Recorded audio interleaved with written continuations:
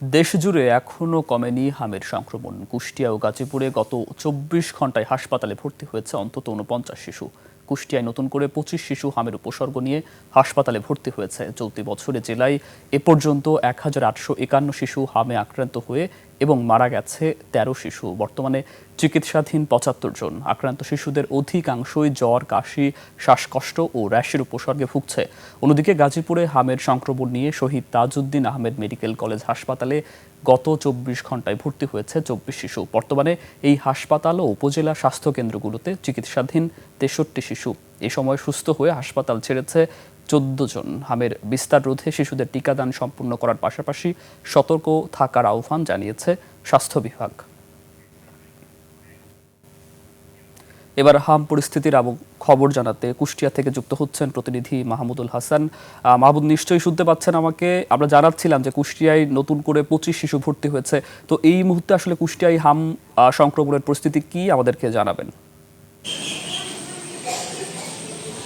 সুকান্ত, আপনি যেমনটি বলছিলেন, হাম আক্রান্ত সারা দেশে যে সকল জেলা আছে, কুষ্টিয়া কিন্তু তার মধ্যে অন্যতম। আমি যদি আপনাকে গত ২৪ ঘন্টার পরিসংখ্যান জানাই, কুষ্টিয়ায় গত ২৪ ঘন্টায় নতুন করে হাম উপসর্গ নিয়ে ২৫ জন শিশু কিন্তু কুষ্টিয়ার বিভিন্ন হাসপাতালে ভর্তি হচ্ছে এবং এ পর্যন্ত প্রায় ১,৯০০ শতাধিক শিশু কিন্তু কুষ্টিয়ার বিভিন্ন হাসপাতালে চিকিৎসা নিয়েছে এবং এখন পর্যন্ত হাসপাতালে ৭৫ জন শিশু হাম উপসর্গ নিয়ে চিকিৎসাধীন আছে। এবং মৃত্যুর পরিসংখ্যানটা যদি আমি আপনাকে জানাই, এ পর্যন্ত কুষ্টিয়াতে ১৩ জন হাম উপসর্গ নিয়ে মৃত্যুবরণ করেছে।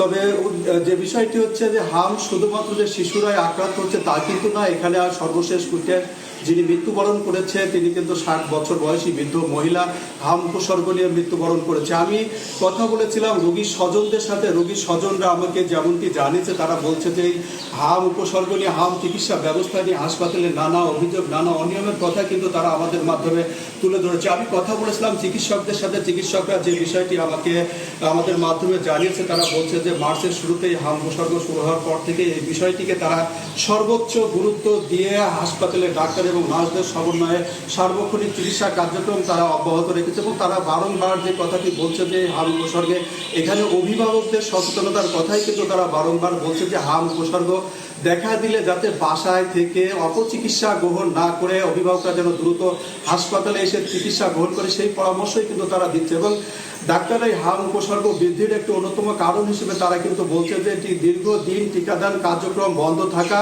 এবং টিকা গ্রহণ করার না ফলেই কিন্তু এই হাম উপসর্গ দিনে দিনে বৃদ্ধি পাচ্ছে। এবং তারা এটাও জানাচ্ছে যে টিকাদান কার্যক্রম অব্যাহত আছে এবং এই হাম পরিস্থিতি নিয়ন্ত্রণে আসতে কিছুটা সময় লাগবে বলে তারা আমাদেরকে জানিয়েছে। এবং সেই সাথে তারা অভিভাবক এবং শিশুদের পুষ্টির বিষয়ে কিন্তু তারা বারংবার তাগাদা দিচ্ছে। কুষ্টিয়া থেকে হাম পরিস্থিতির সর্বশেষ সংবাদ এই ছিল আমার কাছ থেকে। সুকান্ত, অনেক ধন্যবাদ মাহমুদুল হাসান আপনাকে।